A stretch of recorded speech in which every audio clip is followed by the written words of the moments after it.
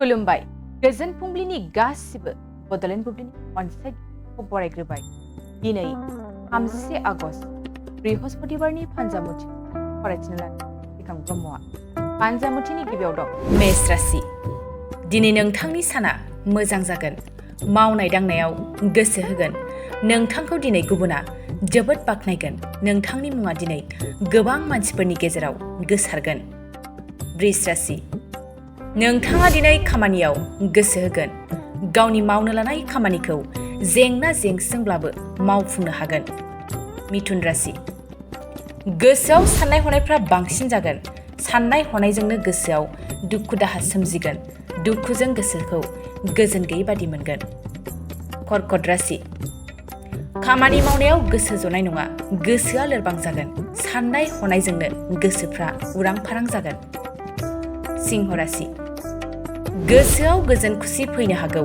गावनि लुबैनायखौ मोनफुंनो हागौ। जाफुंसारनायखौ लानानै गोसोआव रंजाखांनाय फैगोन। कन्या राशि। दिनै नोंथांनि साना मोजां। नोंथाङा दिनै लुबैनायफोरखौ मोननो हागोन। बिमा बिफानियाव जा बियो बेखौनो मोनफुंनो हागोन। तुला राशि। न'खराव दावराव दावसि जागोन। बिसि फिसायनि गेजेराव नांलायनाय जागोन। नांलायनायजोंनो सोमोन्दो गावस्रानो हागौ। वृश्चिक राशि। गोसोआव दुखु दाहा सोमजिगोन। साननायफ्रा मोनसेबो जाफुंनाय नङा।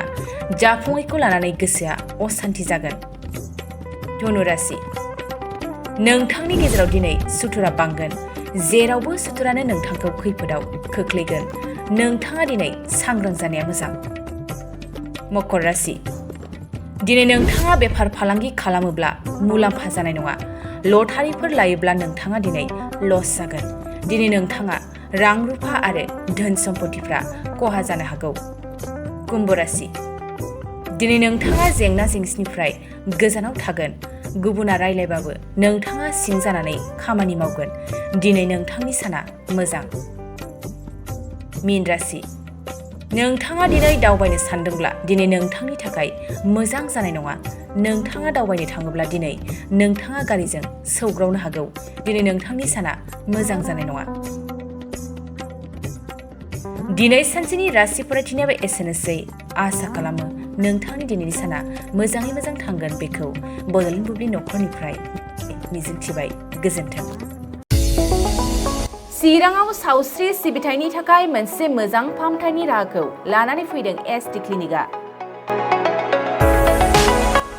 आथिखालाव सुबुंनि देहायाव नुजाथिबाय थानाय डायबिटिस बेरामनि थाखाय मोजां फाहामथाय होयो एसडि क्लिनिकआ। चिरां जिल्लानि एसबिआइ काजलगाव ब्रान्चनि लांगोनायाव फसंनाय एसडि क्लिनिकआव डायबिटिस बेरामनि अनगायैबो फाहामथाय होबावगोन लिभारनि जेंना आरो माखासे सरासनस्रा बेमारफोर। बे एसडि क्लिनिकआव डायबिटिस बेरामनि फाहामथायखौ होगोन जर'खा फाहामगिरि डक्टर समिक देबा। नोंथांमोना फुं आरो मोनाबिलि समावबो बे क्लिनिकआव फाहामथाय लानो हागोन। डक्टर, लेबरेटरि, मुलि, इसिजि सिबिथायनि खाबुफोरखौ बे एसडि क्लिनिकआव मोनजोबगोन।